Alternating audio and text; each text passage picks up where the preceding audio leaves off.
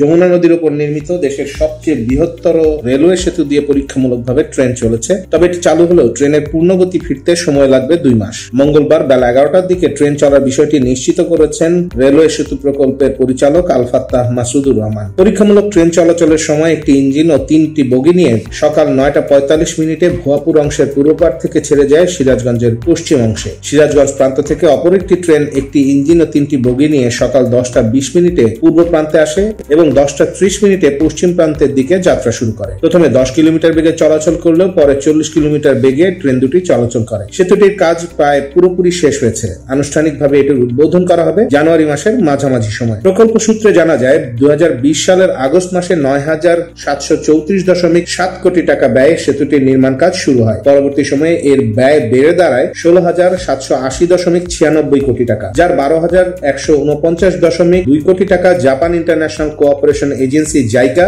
ঋণ হিসেবে দিয়েছে। এ প্রকল্পের মূল নির্ধারিত সময় ছিল জুলাই 2016 থেকে ডিসেম্বর 2023, কিন্তু প্রথম সংশোধনীতে এই সময়সীমা ডিসেম্বর 2024-এ স্থানান্তর করা হয়। এর আগে 2016 সালের 6 ডিসেম্বর জাতীয় অর্থনৈতিক পরিষদের নির্বাহী কমিটি একনেক প্রকল্পটি অনুমোদন দেয়।